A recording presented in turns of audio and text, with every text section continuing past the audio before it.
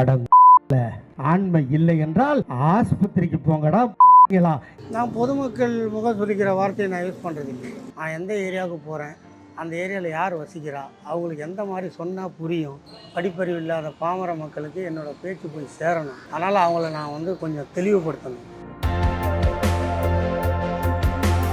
அதனால் இந்த மேடை பேச்சு, அந்த மேடை மைக்குன்றது என்னோடய உயிர் மாதிரி. அன்றைக்கி கூட்டம் இருக்குதுன்னு சொன்னேன்னா நான் அன்றைக்கி பெட்டில் கூட படுக்க மாட்டேன். அந்த மேடை ஏறி இறங்குற வரைக்கும் அந்த மேடையை கடவுளாக மதிப்பேன். நான்வெஜ் சாப்பிட மாட்டேன். ஒரு சுதந்திர போராட்ட தியாகியின் மகன் நான். பென்ஷன் வேணான்னு சொன்னவரோட பையன் என் அப்பா ஜெயராமன். சிவாஜி ஃபேனாக தான் முதல்ல உருவெடுத்து ஒரு கட்டத்தில் அவர் வீட்டில் அவரோட மகன் மாதிரி என்னோடய பயணம் ஸ்டார்ட் ஆச்சு. அவரோடவே ட்ராவல் பண்ணேன். ஃபோனில் மிரட்டல் அதெல்லாம் எனக்கு பழகி போச்சு. ஆரம்பத்தில் ஒரு பயமாக இருந்துச்சு. அதுலேயும் இப்போ பிஜேபி சர்க்கார் வந்தப்புறம் நிறைய கால் ஃபாரின் காலாக தான் இருக்கும். அதுக்காக போய் நான் சைபர் கிளைமில் கம்ப்ளைண்ட் கொடுக்குறேன். ஃபாரின்ல என்ன சொல்லுவாங்க சார் கால் பண்ணி? அதான் அடே அந்த மௌனை இந்த சொல்லுங்கல்ல, என்ன முடியுமோ பேசுவாங்க. 2004 ஜெயலலிதா முதலமைச்சர். அப்போ நான் இது மாதிரி தான் பேசிகிட்டு இருந்தேன். என் மேலே பல அவதூறு வழக்குகள், அட்டம் டு மர்டர் கேஸில் என்னை சிறை கண்டினாங்க. இன்வால்வ் பண்ணி அதில் A1 ஆக்கி அது ஒரு 10 வருஷம் கேஸ் நடந்தது. பேசிக்கிட்டே இருந்த நான், ஓடிக்கிட்டே இருந்த நான் ஒரு 8 மாதம் முடங்கி இருக்குதுன்ற சாதாரண விஷயம் கிடையாது. ஒரு சின்ன பழமொழியே சொல்லுவாங்க, ஆடாத காலம் பாடாத வாயம் சும்மா இருக்காதுன்னு சொல்லுவாங்க. அது மாதிரி இருக்குன்ற ஒரு கட்டம் வரும்போது நான் இருந்தேன், அமைதி காத்தேன். இந்த தலைமை என்னை கைவிடாது என்று நான் நம்பினேன்.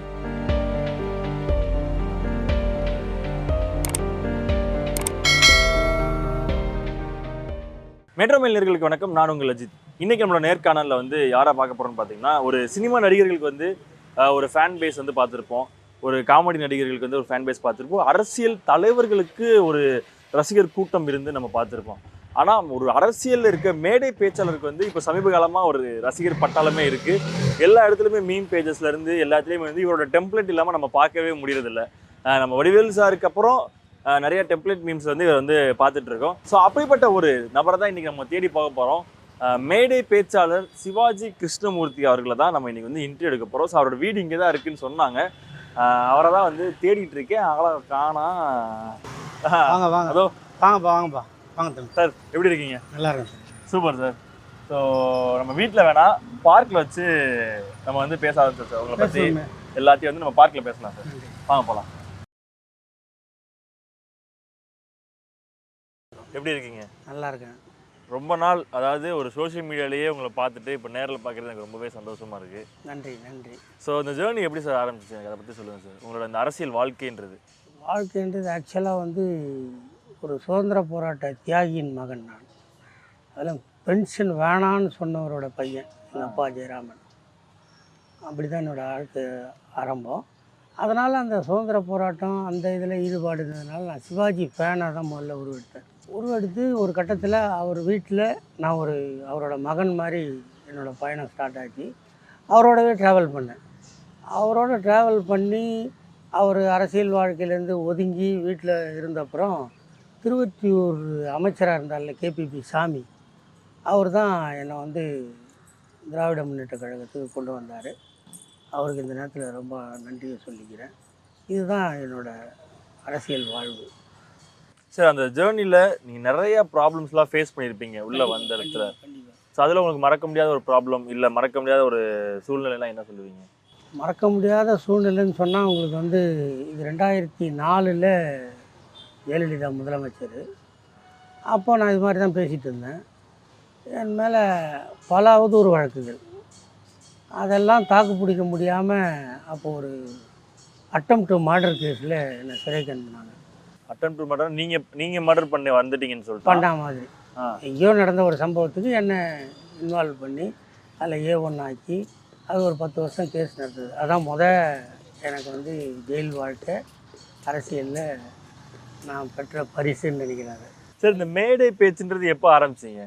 மேடை பேச்சு நான் 1967 7 வயசு பையனாக இருக்கும்போது மெக்காபோனில் ஓட்டு கேட்டு வீதிக்கு வந்தேன். 77 நான் மேடை பேச்சாளர் ஆகிட்டேன். 80 ஒரு தவிர்க்க முடியாத சக்தியாக உருவெடுத்தேன்.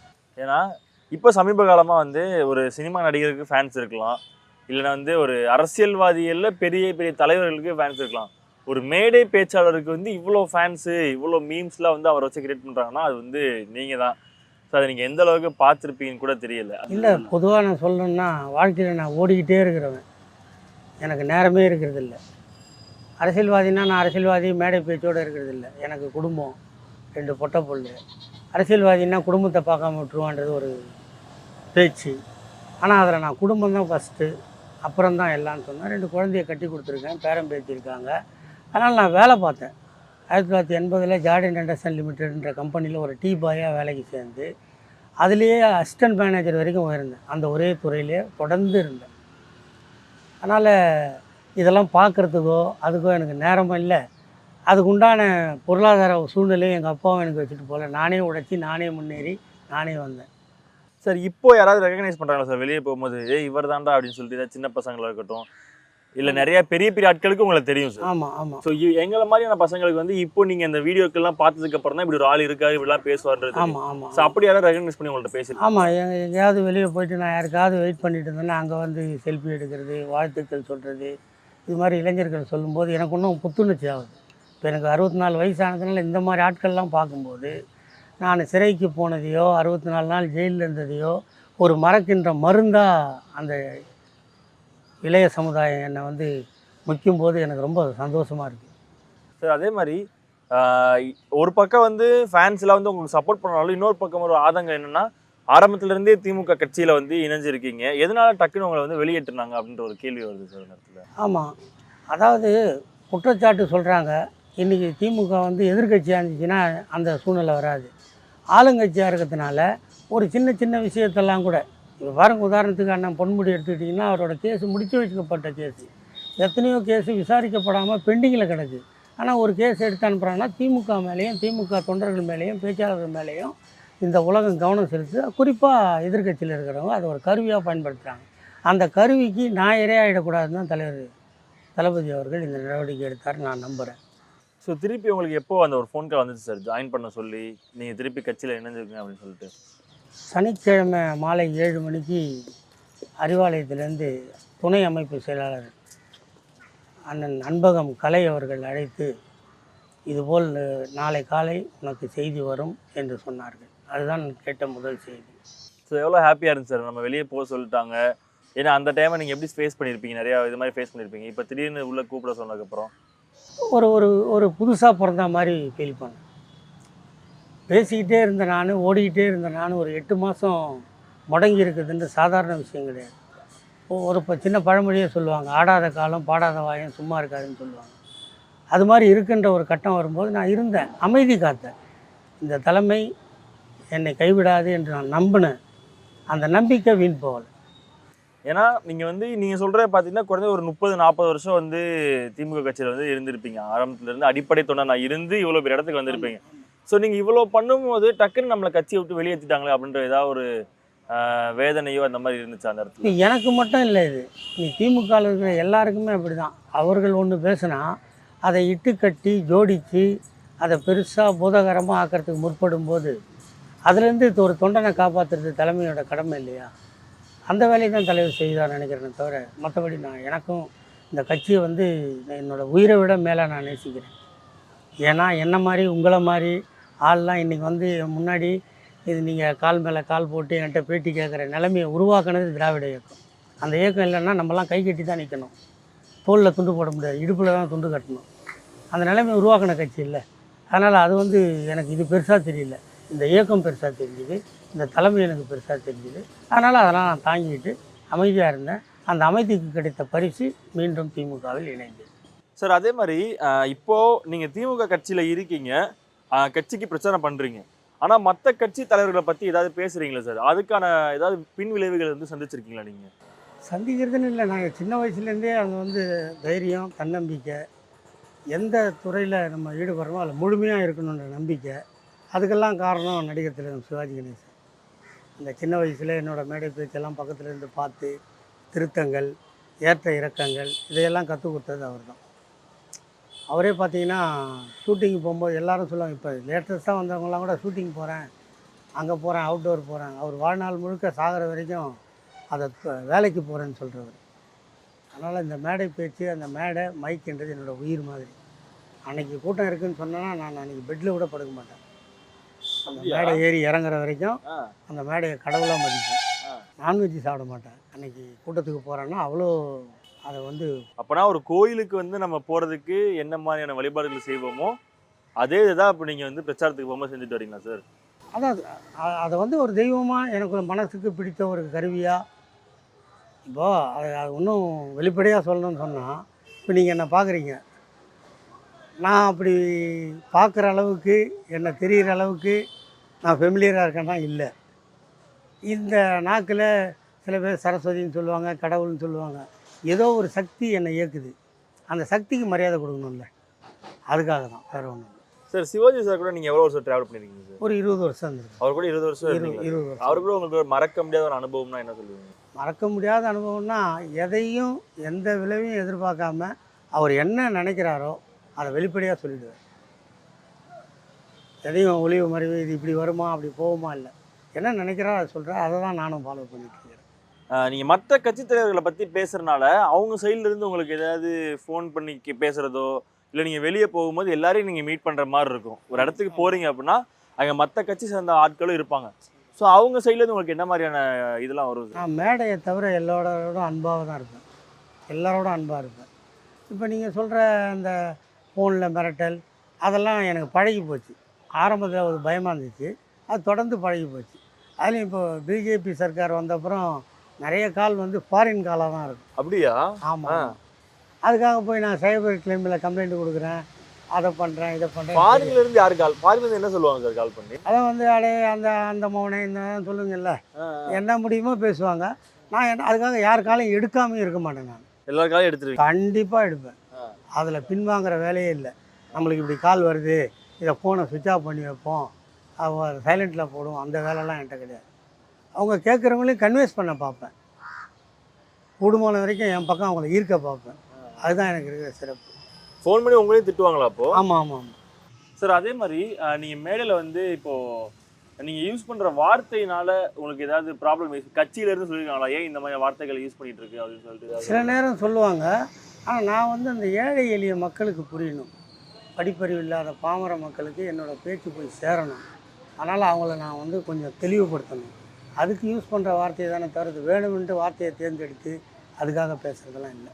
கட்சி தலைவர்கள்கிட்ட இருந்து என்ன இந்த மாதிரியான வார்த்தைகள் யூஸ் பண்ணுற அப்படின்னு சொல்லிட்டு அவங்க ஏதாவது கேட்டிருக்காங்களா உங்களை? அது போன ஜனவரி பிப்ரவரியிலேயே தலைமையில் இருந்த மாதிரி சொன்னாங்க, வார்த்தைகளை கலந்து பேசுங்கன்னு சொல்லி. அதுக்கப்புறம் நான் மாற்றிக்கிட்டேன்.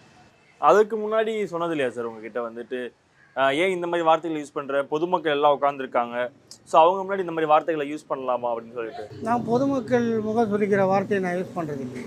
நான் ஏரியா வைஸ் யூஸ் பண்ணுவேன் வார்த்தைகளை.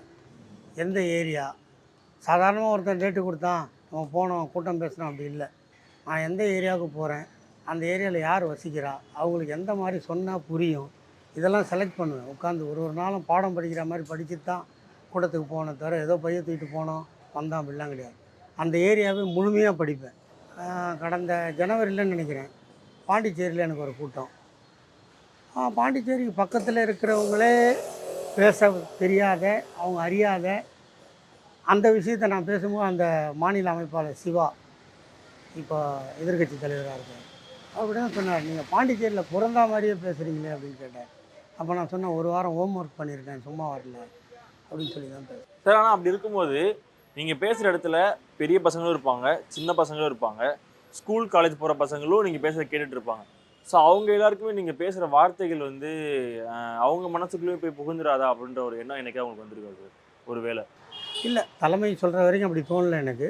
தலைமை சொன்ன அப்புறம் அதை மாற்றி. ஆனால் இப்போ வந்து அதில் வந்து ஃபுல்லாக மாற்றிட்டு வந்துட்டீங்க சார். ஸோ இதுக்கப்புறம் நீங்கள் பேச போகிற மேடை பேச்சுன்றது எப்படி இருக்கும் சார்? எப்படி ரொம்ப கண்ணியமாக இருக்கும். அதுக்காக வந்து ஆக்கப்பூர்வமான வாதங்களையோ எதிர்த்தரப்பு வைக்கின்ற குற்றச்சாட்டுகளையோ ஆதாரமற்ற செய்திகளையோ சொன்னால் அதற்காக விழுந்தெழுவதற்கு நான் தயாராக இருப்பேன். அதற்காக எது வந்தாலும் சந்திக்கிறதுக்கு எனக்கு தலைமை துணை இருக்கும், நானும் தயார். So thank you sir. ஸோ இதுக்கப்புறம் நீங்கள் நிறையா மேடை பேச்சுகள் பேசணும். ஏன்னா நமக்கு வந்து சினிமா நடிகர்களுக்கு வந்து ரசிகர்கள் இருந்து பார்த்துருப்போம், பெரிய பெரிய தலைவர்களுக்கு ரசிகர்கள் இருந்து பார்த்துருப்போம். ஸோ ஒரு மேடை பேச்சாளருக்கு வந்து, அதுவும் கட்சியில் இருக்க ஒரு மேடை பேச்சாளருக்கு இவ்வளோ ஒரு ரசிகர்கள் இருக்கிறது வந்து இதான் வந்து நான் வந்து ஃபஸ்ட் டைம் பார்க்குறேன். ஸோ உங்களோட பணி வந்து இன்னும் சிறப்பாக போகணும். நீங்கள் இன்னும் நல்ல நல்ல பேச்சுகள் வந்து உங்களோட பேச்சு வந்து மக்கள்கிட்ட போய் நல்ல விதமாக சேரணும். இதுக்கப்புறம் நீங்கள் பேச போகிற பேச்சுகள் எல்லாமே வந்து மக்களுக்கு வந்து நல்ல முறையில் போய் சேரணுன்றதை சொல்லிட்டு இந்த நிகழ்ச்சியை முடிச்சுக்கலாம் சார். நானும் இனி நீங்கள் எடுத்த பேட்டிக்கும் இதையும் மக்கள்கிட்ட போய் சேருங்க. நான் இனிமே எப்படி இருக்கோம், எப்படி இருப்பேன், நீங்களும் வருவீங்க, வந்து பாருங்கள். அப்போ சொல்லுங்கள், உங்களோட கருத்தை சொல்லுங்கள். அதில் ஏதாவது திருத்தங்கள் இருந்தால் திருத்திக் கொள்கிறேன். ஏன்னா விமர்சனங்களை வரவேற்பவன் நான், விமர்சனங்களை நிராகரிப்பவன் இல்லை. நான் தான் அறிவாளி, நான் தான் புத்திசாலின்னு நினைக்கிறவன் இல்லை. எனக்கு சிவாஜி ஒரு டைம் சொல்லியிருக்காரு, உனக்கு முன்னாடி உட்காந்து கூட்டம் கேட்குறவன் உன்னை விட அறிவாளி என்று நீ நம்புகிறாயோ அன்று உன்னை எவனும் தோற்கடிக்க முடியாது. உன் எதிரில் அமர்ந்திருப்பவன் முட்டாள்கள், நாம் நினைத்தது தான் மேடை, பேசியது தான் பேச்சு என்று நீ நினைத்தால் அன்று தோற்று போவீர்கள் என்று சொல்லியிருக்கிறார். ஆகவே என்னை மீண்டும் இந்த இயக்கத்தில் பணியாற்ற அனுமதி அளித்து வரவேற்று வாய்ப்பளித்த தமிழக முதல்வர் அண்ணன் தளபதி அவர்களுக்கும், இளம் தலைவர் அண்ணன் உதயநிதி அவர்களுக்கும், அமைப்பு செயலாளருக்கும், பொதுச் செயலாளருக்கும் என் நெஞ்சார்ந்த நன்றியை தெரிவித்துக் கொண்டு வாய்ப்புக்கு நன்றி கூறுகிறேன். வணக்கம்.